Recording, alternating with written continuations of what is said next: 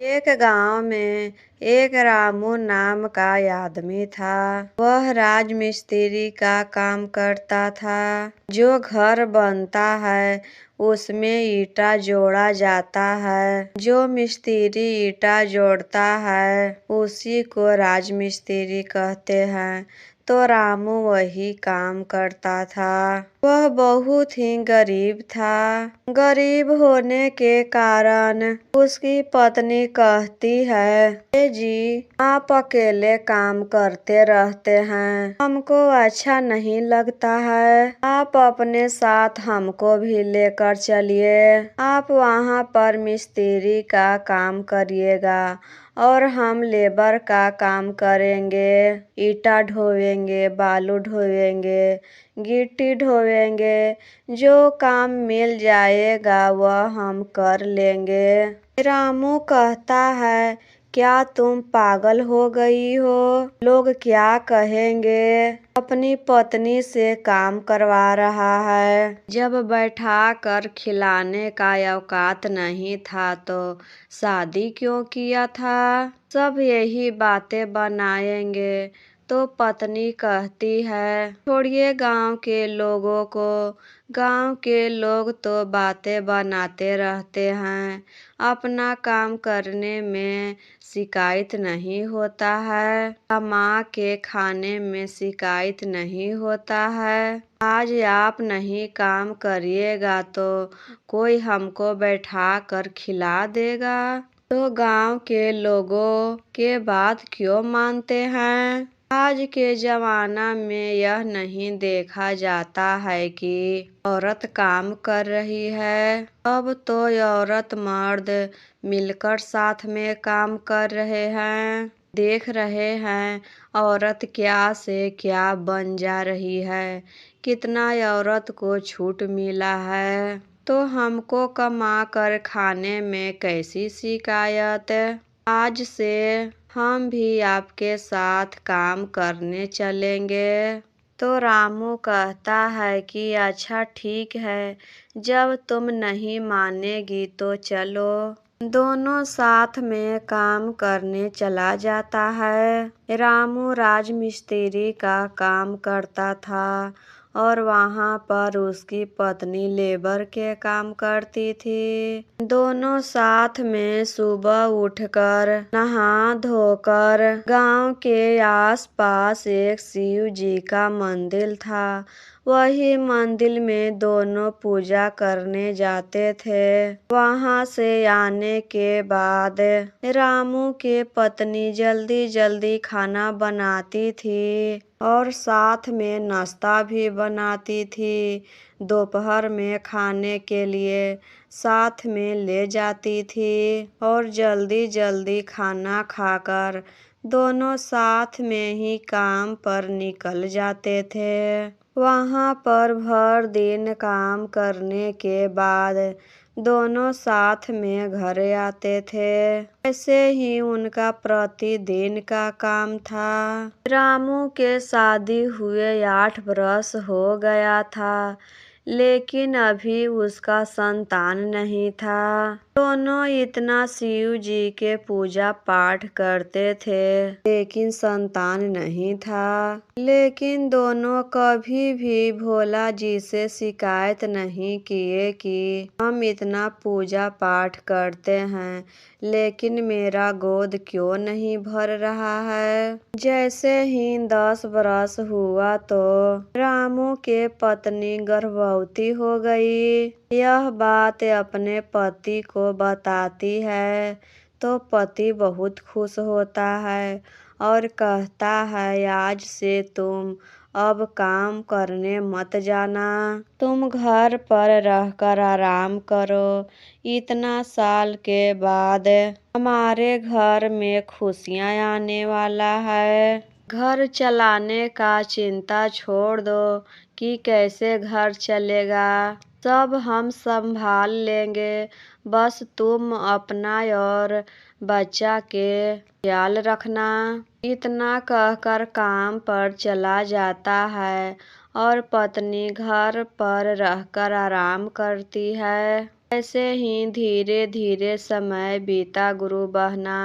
जब 9वां महीना पूरा हुआ तो रामू के पत्नी 2 जुड़वा बच्चे को जन्म देती है और दोनों ही लड़का था। यह खबर पूरे गांव में फैल जाती है। गांव के एक आदमी जाकर रामू को कहता है, अरे रामू, तू यहाँ काम कर रहा है और तुम्हारे घर पर तुम्हारा 2 बेटा जन्म लिया है, तुमको पता नहीं है? रामू कहता है, नहीं चाचा, हमको पता नहीं है। बेचारा बहुत खुश हो जाता है। और अचानक क्या होता है गुरु बहना, रामू जो दीवाल जोड़ रहा था वह दीवाल गिर जाता है और रामू उसी में दबकर मर जाता है। बेचारा के इतना भाग्य खराब था कि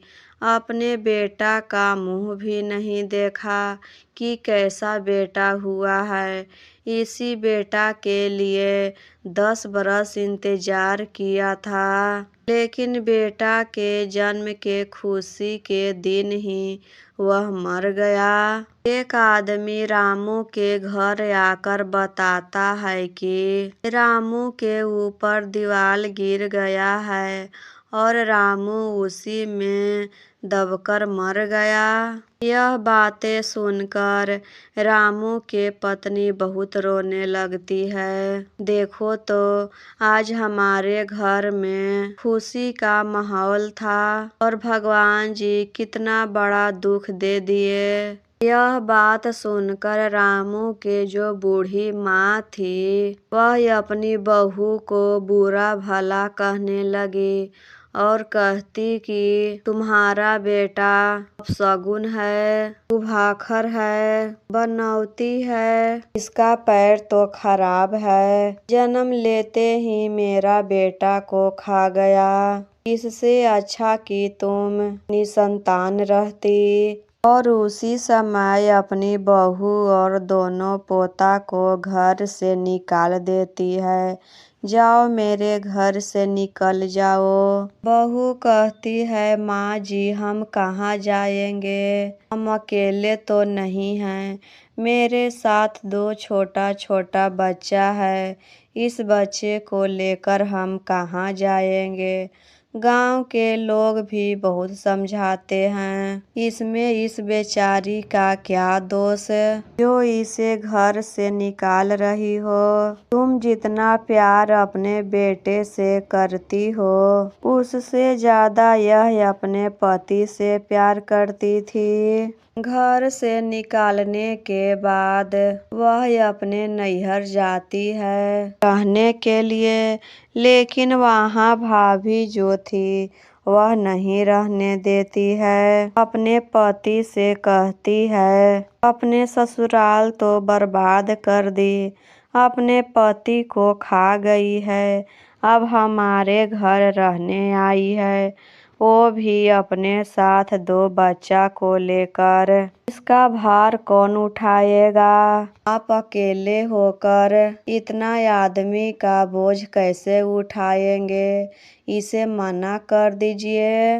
भाई भी अपने पत्नी के बातों में आकर बहन से कह देता है, बहन, मेरे घर से चली जाओ, हम तुमको नहीं रख सकते हैं, हम इतना नहीं कमाते हैं कि तुम सब का बोझ उठाएं। खाना भी नहीं खिलाता है, पानी भी नहीं पूछता है, यह नहीं कहता है कि आई हो तो कम से कम खाना खाकर जाना, सीधे घर से निकाल देता है। वहाँ से भी बेचारी अपने दोनों बच्चे को लेकर चली जाती है और जंगल में जाकर घास फूस के एक झोपड़ी बनाती है और उसी में रहने लगती है और सोचती है कि यहाँ रहने से पेट तो नहीं भरेगा, पेट भरने के लिए कुछ ना कुछ तो काम करना होगा।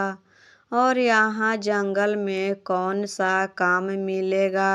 यहाँ तो कोई आदमी भी नहीं है कि उसके घर जाकर हम काम करें। दोनों बच्चा को झोपड़ी में रखकर बंद कर देती है और इधर उधर चल रही थी कि क्या करे कि पेट भरे।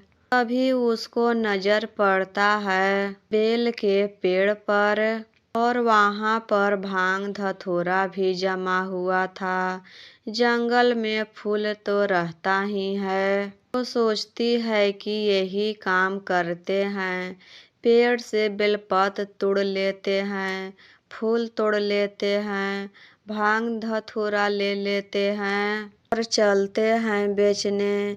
यही बिजनेस ठीक रहेगा। तो एक डलिया लेती है और उसमें ताजा ताजा बेलपत्र तोड़ती है, फूल तोड़ती है, भांग धतूरा तोड़ती है और गांव में लेकर निकल जाती है। बेलपत्र ले लो बेलपत्र, ताजा ताजा बेलपत्र। इतना ताजा बेलपत्र फूल पत्ती था कि सारा बिक गया। उससे जो पैसा मिला वह बाजार लेकर जाती है और खाने पीने के लिए सामान लेकर आती है। प्रतिदिन का उसका अब यही काम था। सुबह उठकर बेलपत्र फूल पत्ती तोड़ती थी और गांव गांव बेचने चली जाती थी और सब बिक भी जाता था। एक दिन एक औरत कहती है, बहन, गांव गांव घूमकर तुम बहुत हैरान हो जाती होगी। एक काम करो, वहाँ पर एक शिव जी का मंदिर है। वहाँ पर पूजा करने के लिए बहुत सारे लोग आते हैं। उसी मंदिर के बाहर तुम अपना बेलपत्र फूल पत्ती लेकर बैठ जाना और सारा बिक जाएगा। कहीं जाने की जरूरत भी नहीं रहेगा। गांव गांव घूमकर तुम हैरान हो जाती है और घर पर जाकर दो बच्चा को संभालना होता है। अब वह कहती है, आप ठीक कह रही हो बहन, मेरे दिमाग में तो ऐसा बात आया ही नहीं। कल से हम ऐसे ही करेंगे। तो कल सुबह उठती है, बेलपत्र फूल भांग धतूरा सब टोकरी में भर लेती है और सर पर उठाकर मंदिर के बाहर जाकर बैठ जाती है। उसका बेलपत्र फूल पत्ती इतना ताजा ताजा था कि जल्दी से बिक गया और अच्छा पैसा भी हो गया। अब तो रोज ऐसे ही करने लगी। बेलपत्र तोड़कर मंदिर के बाहर ही बैठ जाती थी और जल्दी जल्दी उसका सब बिक जाता था और उसके बाद बहुत समय मिलता था तो शिव चर्चा में चली जाती थी। जब उसका बेटा स्कूल जाने लायक हो गया तो एक स्कूल में नाम लिखवा देती है। जब उसके पास कुछ पैसा हो गया तो एक खेत खरीद लेती है। धीरे धीरे घर बनाने लगती है और कुछ साल में अच्छा मकान बना लेती है। उसका बिजनेस में तो पैसा नहीं लगता था। वह जंगल में रहती थी तो वहाँ पर ताजा ताजा बेलपत्र फूल भांग धतूरा मिल जाता था। बाजार में ले जाकर बेच देती थी तो खरीदने में पैसा नहीं लगता था और बेचने के बाद अच्छा पैसा भी मिल जाता था। इसी से उसके पास बहुत सारा पैसा हो गया। घर बनाने के बाद धीरे धीरे करके खेत भी खरीद लेती है, अनाज उपजाने लगती है। बेटा जब बड़ा हो गया, शादी करने योग्य हो गया तो अपने दोनों बेटा को शादी कर देती है। घर में बहू आ गई। बहू आने के बाद उसको कुछ आराम मिला। अब घर का काम नहीं करने पड़ता था। घर में दो दो बहू थी तो यह काम क्यों करती। सब काम दोनों बहू मिलकर कर लेते थे। बहू आने के बाद यह प्रतिदिन चर्चा में जाने लगी। नहा धोकर नया साड़ी पहनती थी। बाल झाड़कर लिपस्टिक लगाकर चर्चा में चली जाती थी। चर्चा करने के बाद शाम में घर आती। रोज अब ऐसे ही करने लगी। पूरा शौकीनी में रहने लगी। जीट बूट में रहने लगी। यह देखकर दोनों बहू कहती है, देखो तो यह कितना बूढ़ी हो गई है और कितना फैशन में रहती है। हम दोनों से तो ज़्यादा यह फैशन करती है और इतना फैशन करके पता नहीं कहाँ जाती है और घर का काम भी नहीं करती है। यह बात दोनों बहू अपने पति से कहती है कि आप अपनी माँ को देखे हैं कितना फैशन करती है, इतना फैशन करके कहाँ जाती है, क्या करने जाती है।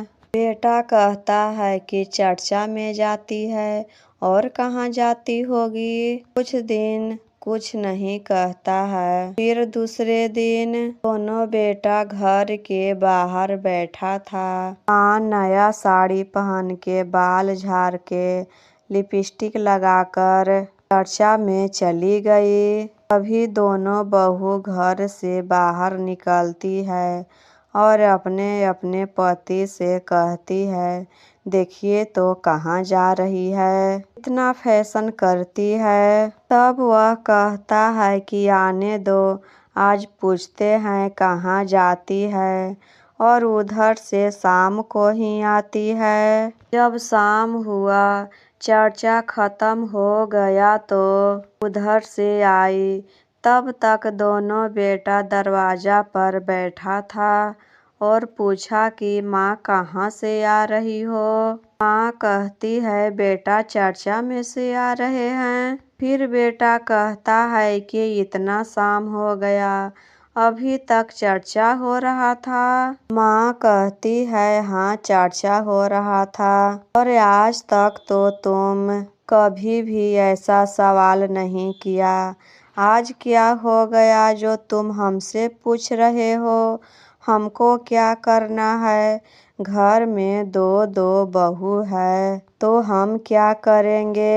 हम अपना आराम से चर्चा में जाते हैं और आराम से आते हैं। तब दोनों बेटा कहता है कि हमें अलग कर दो, हम तुम्हारे साथ नहीं रहेंगे।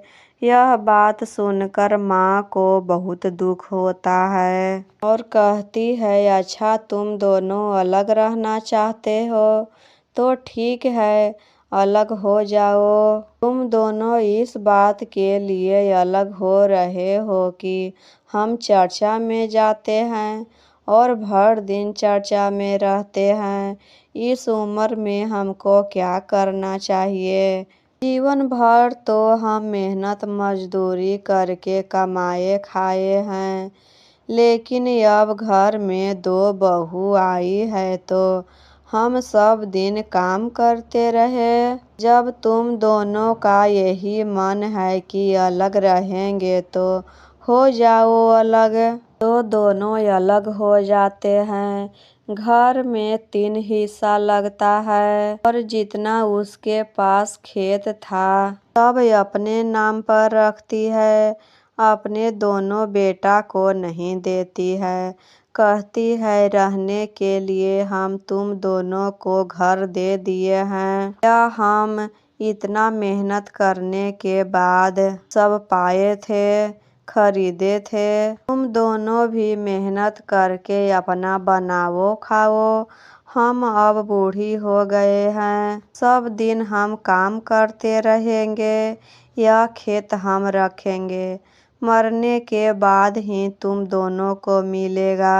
दूसरे दिन बुढ़िया सुबह उठती है, खाना बनाती है, खाकर नहा धोकर नया साड़ी पहनकर बाल बांधकर चर्चा में चली जाती है। आराम से चर्चा करती है और शाम को घर आती है और इधर दोनों बेटा काम करने के तलाश में इधर उधर भटकते रहता है। जब धान रोपने का दिन आया तो बुढ़िया चर्चा में कहती है कि कल हम नहीं आएंगे बहन, हमको धान रोपना है। तो सारी गुरु बहना कहती है आप अकेले कैसे करेंगे बहन, कल हम सब सुबह आएंगे और आपका धान जल्दी जल्दी हम सब साथ में रोप देंगे। तो दूसरे दिन सारी गुरु बहन आती है और जल्दी जल्दी धान रोप देती है। उसके बाद नहा धोकर नया साड़ी पहनकर बाल झाड़कर चर्चा में चली जाती है। दोनों बहू देखती है तो कहती है देखो तो ये बुढ़िया के, इसको अब अलग कर दिए हैं, फिर भी इतना फैशन करती है और सारा काम करती है और उसके बाद चर्चा में भी चली जाती है। जब धान पक गया तो सब शिष्या बहन आकर धान भी काट देती है। जब कुछ भी खेत में बोने का सीजन आता है तो सब शिष्या बहन आकर रोप देती है, काटने के समय में आकर काट देती है और महादेव के कृपा से कुछ भी रोपती है तो बहुत सारा हो जाता है, खूब उपज होता है। दोनों बहू कहती है अब अलग कर दिए तो उसका काम भी जल्दी जल्दी हो जाता है, सारे लोग आकर काम भी कर देते हैं। हम दोनों ही घाटी में आ गए, जिस दिन से अलग हुए हैं सही से खाना भी नहीं मिल रहा है और काम के लिए पति इधर से उधर भटक रहे हैं। एक बार बुढ़िया मकई रोपती है, मकई भी उतना ही बढ़िया होता है गुरु बहना।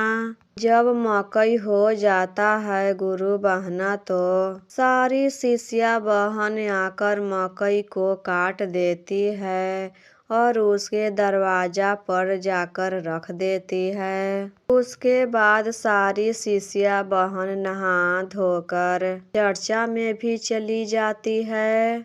उस दिन दोनों बहू के घर में खाना नहीं बना था गुरु बहना, आग भी नहीं जुटा था क्योंकि उसके घर में उस दिन राशन ही नहीं था। अब तो चारों को भूख लग जाता है, दोनों बेटा को और दोनों बहू को।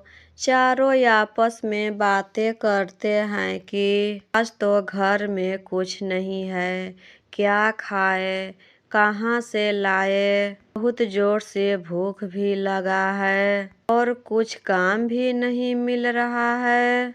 तो चारों मिलकर प्लान बनाते हैं कि क्यों ना माँ के दरवाजा पर मकई रखा है, चलते हैं चारों लाने और वही मकई लाकर पका कर खाएंगे तो भूख मिट जाएगा। ऐसा ऐसा चीज देखने से तो सबको लालच आ जाता है खाने के लिए। तो चारों चलते हैं मकई चोरी करने।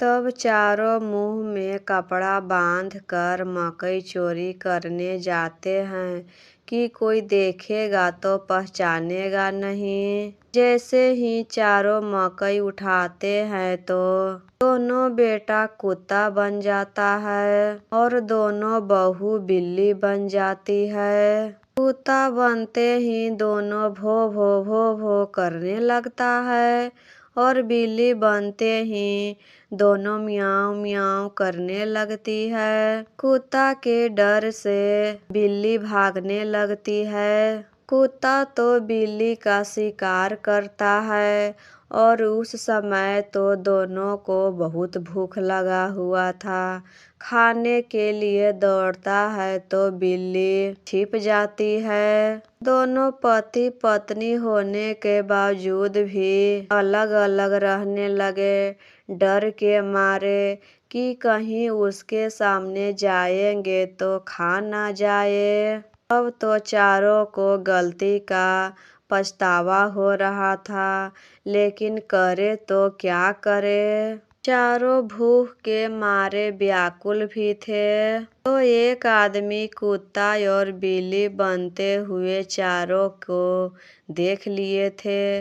वह जाकर बुढ़िया से कहते हैं, अरे आपकी दोनों बहू और दोनों बेटा वहाँ पर कुत्ता और बिल्ली बन गए हैं। दोनों मकई की चोरी कर रहे थे तो दोनों की सजा मिली। तो वहाँ से बुढ़िया चर्चा छोड़कर हदे फदे भागती है। तो आकर देखती है कि दोनों कुत्ता दरवाजा पर बैठकर भो भो भो भो कर रहा है और दोनों बिल्ली कहीं जाकर छुप गई है। उसे देखकर बहुत दया आता है। आखिर उसका मन तो माँ का था। बच्चा कितना भी गलती करता है, माँ का दिल माँ का ही होता है, बहुत जल्दी पसीज जाता है। तो क्या करती है गुरु बहना, घर के अंदर जाती है, शिव गुरु के फोटो के सामने लोटा में पानी रखती है, उसमें कंगन डालती है और दया मांगने लगती है शिव गुरु से। दया करिए प्रभु, दया करिए। मेरे दोनों बेटा कुत्ता बन गया है और दोनों बहू बिल्ली बन गई है। चारों से बहुत बड़ा गलती हो गया, उसे माफ कर दीजिए। अब से ऐसा गलती कभी नहीं करेंगे। चारों के गलती के सजा मिल गया। चारों पहले जैसे थे वैसे कर दीजिए। लगातार 5 घंटे बैठकर दया मांगते रही। उसके बाद बाहर आकर दोनों कुत्ता पर गंगा जल छिड़कती है तो कुत्ता से आदमी बन जाता है। दोनों माँ के पैरों में गिर जाते हैं और माफ़ी मांगने लगते हैं, हमें माफ़ कर दो माँ, हम तुमको गलत समझें। फिर माँ कहती है, दोनों बहू कहाँ है? बेटा कहता है, हम नहीं जान रहे हैं माँ, वह हम दोनों से कहीं छिप कर बैठी है। तीनों मिलकर ढूंढते हैं तो बिल्ली मिल जाती है। फिर दोनों बिल्ली के ऊपर गंगा जल छिड़कती है तो बिल्ली औरत बन जाती है। दोनों बहू सास के पैरों में गिरकर माफ़ी मांगती है, हमें भी माफ़ कर दीजिए माँ जी, हम आपको गलत समझे, हमको गलती का पछतावा है और उसका सजा भी हमें मिल ही गया। अब से ऐसा कभी नहीं करेंगे, ना ही चर्चा में जाने से मना करेंगे और आज से आपको खूब सेवा करेंगे। कभी भी किसी बात के लिए नहीं टोकेंगे हम, जो मन करेगा वैसे रहिएगा। माँ बोलती है, अरे अपनों से माफ़ी कैसी मांगी जाती है? हम तो तुम सब से नाराज कभी नहीं थे, तुम सब को ही अलग रहना था। हम अपने बच्चों से भला कैसे नाराज हो सकते हैं? तुम सब तो मेरे अपने हो। चारों को गले से लगा लेती है और पांचों उस दिन से साथ में रहने लगते हैं। दोनों बहू भी उस दिन से चर्चा करने लगती है अपने सास के साथ, वह दोनों भी चर्चा में जाने लगती है। आशा करती हूँ यह कथा आप सभी को अच्छा लगा होगा। अच्छा लगा होगा तो कमेंट बॉक्स में हर हर महादेव, ओम नमः शिवाय लिखना ना भूलें। और एक बार प्रेम से बोलिए हर हर महा।